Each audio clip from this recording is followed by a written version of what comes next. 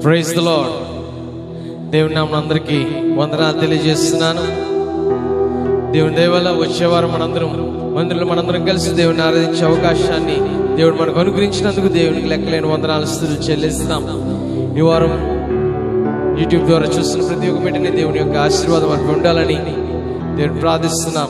ఈ సమయంలో మన కూడికను మనం ప్రారంభించుకుందాం. అందరూ తల వంచినట్టయితే ప్రార్థనతో ప్రారంభించుకుందాం. పరిశుద్ధ దేవానికి వందనాలు స్తుతులు చెల్లిస్తున్నాం. నీవు చేసిన మేలు కొరకు నీకు వందనాలు చెల్లిస్తున్నాం. నువ్వు తెరుస్తున్న ద్వారాల కొరకు నీకు వందనాలు స్తుతులు చెల్లిస్తున్నాం. ప్రభువా, ఈ ఆదివారం నేను మహింపరిచే భాగ్యాన్ని మాకు అనుగ్రహించినందుకు నీకు వందనాలు. నేను స్తుతించే భాగ్యాన్ని మాకు అనుగ్రహించినందుకు నీకు వందనాలు. మీరు ఇచ్చిన ఆరోగ్యాన్ని బట్టి నీకు వందనాలు స్తుతులు చెల్లిస్తున్నాం. తండ్రి, నీ చూపిన కృప కొరకు నీకు వందనాలు చెల్లిస్తున్నాం. ఈ వీడియో చూస్తున్న ప్రతి ఒక్క బిడ్డపై ప్రభా నీ ఆశీర్వాదం ఉంచుకొని వేడుకొని ఇచ్చినాం. వారి జీవితాల్లో ప్రభా నీ కార్యాన్ని జరిగించుకొని బ్రతిమలాడిచ్చినాం. పాటల ద్వారా ప్రభా నీ సన్నిధికి ఇక సమీపంగా రావడానికి కృప చూపించుకొని వేడుకొని ఇచ్చినాం.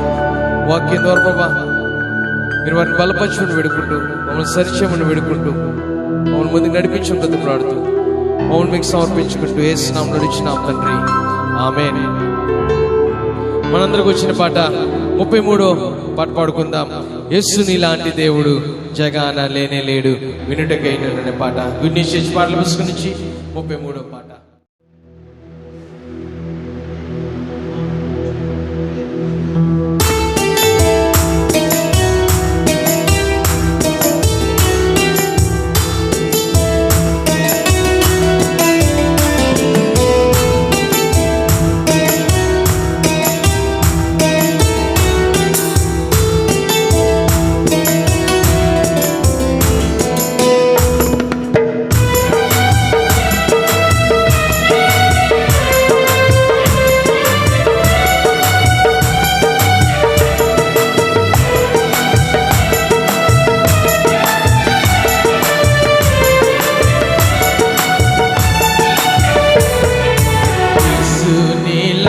దేవుడు జగాన లేడు వినుటకైనను,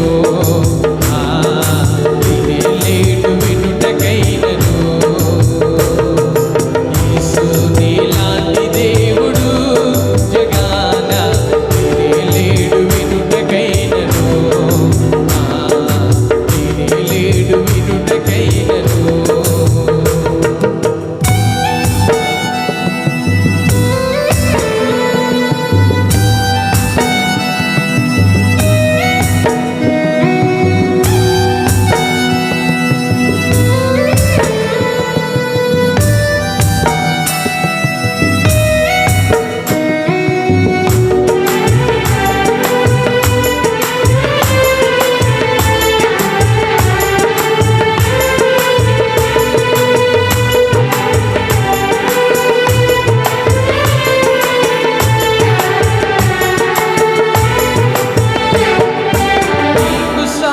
ఎవరో ప్రభో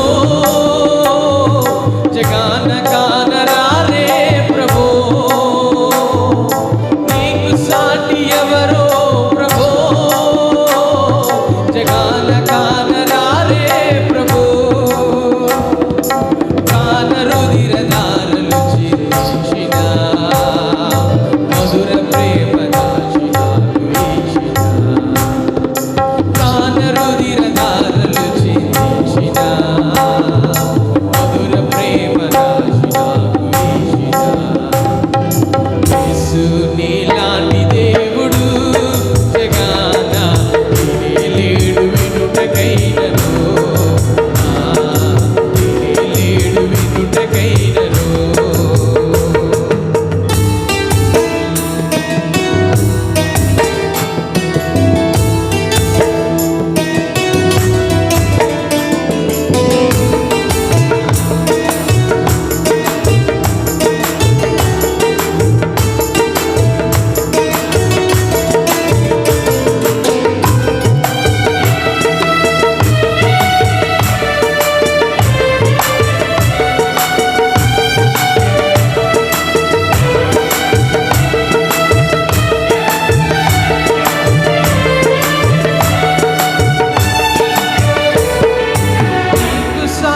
ఎవరో ప్రభో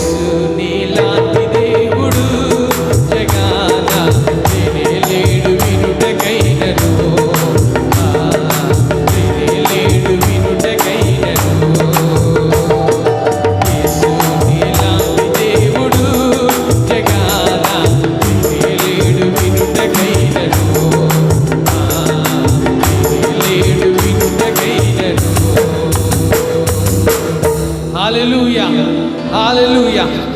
యేసు వంటి దేవుడు ఈ లోకాన లేడు. మనం ఆరాధిస్తుంది గొప్ప దేవుణ్ణి, రక్షకుని మనం ఆరాధిస్తున్నాం. మన కొరకు ప్రాణం ఇచ్చిన వారిని మనం ఆరాధిస్తున్నాం. శిలువ మీద మరణించి తిరిగి లేచిన వారిని మనం ఆరాధిస్తున్నాం. ఆయన రక్తం ఇచ్చి మనల్ని కొన్నాడు. ఆయన సొత్తుగా మనం చేసుకున్న వారిని మనం ఆరాధిస్తున్నాం. మనందరికి వచ్చిన పాట, యేసయ్య నీ రక్తం ఇచ్చి నన్ను కొన్నావయ్యా, నీ సొత్తుగా నన్ను చేసావని పాట పాడుతూ దేవుణ్ణి మహిమపరుద్దాం. హల్లెలూయా. హల్లెలూయా.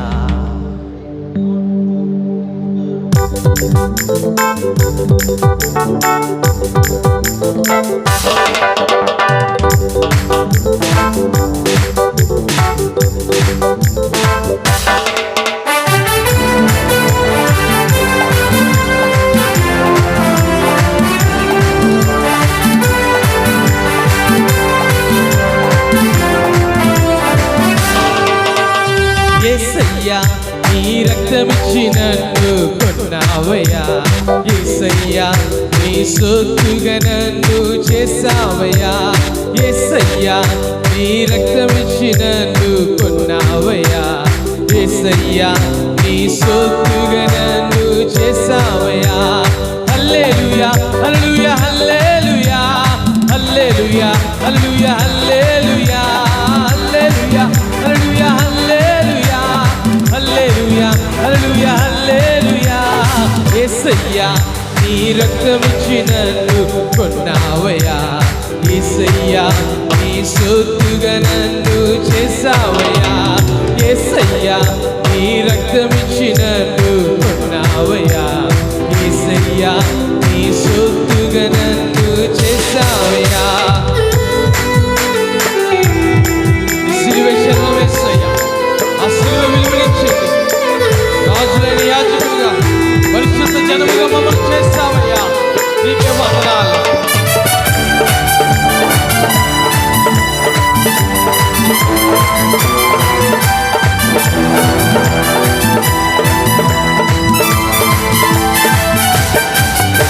నీ సిలువే చరణం యేసయ్యా, ఆ సిలువే విలువనిచ్చెనయ్యా, నీ సిలువే చరణం యేసయ్యా, ఆ సిలువే విలువనిచ్చెనయ్యా. రాజులైన యాజకునిగా పరిశుద్ధ జనముగా చేసావయ్యా, రాజులైన యాజకునిగా పరిశుద్ధ జనముగా చేసావయ్యా. యేసయ్యా నీ రక్తమిచ్చి నన్ను కొన్నావయ్యా, యేసయ్యా నీ సొత్తుగా నన్ను చేసావయ్యా, యేసయ్యా నీ రక్తమిచ్చి నన్ను కొన్నావయ్యా, యేసయ్యా నీ సొత్తుగా నన్ను చేసావయ్యా. ఆయన కనికరమపై చూపించాడు, ఆయన ప్రజగా మనం చేసుకున్నాడు. చీకటి నుండి ఆశ్చర్యమైన వెలుగులో మనం నడిపించిన వాడికి వందనాలు చెల్లించి ఆయన ఆరాధిద్దాం.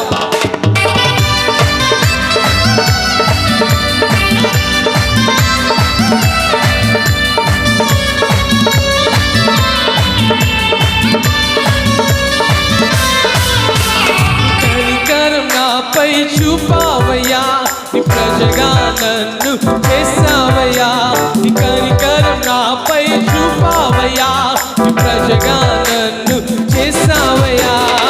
చీకటి నుండి ఆశ్చర్యమైన వెలుగులోనికి పిలిచావయ్యా, చీకటి నుండి ఆశ్చర్యమైన వెలుగులోనికి పిలిచావయ్యా. యేసయ్యా నీ రక్తమిచ్చి నన్ను కొన్నావయ్యా, యేసయ్యా నీ సొత్తుగా నన్ను చేసావయ్యా, యేసయ్యా నీ రక్తమిచ్చి నన్ను కొన్నావయ్యా, యేసయ్యా నీ సొత్తుగా నన్ను చేసావయ్యా. మన కొరకు పరమును విడిచాడు, రిక్తులకు కీర్తించాడు. ఆయన శపితమైన మన కొరకు మరణించాడు, పరమును జీవాన్ని మనకు అనుగ్రహించాడు. హల్లెలూయా.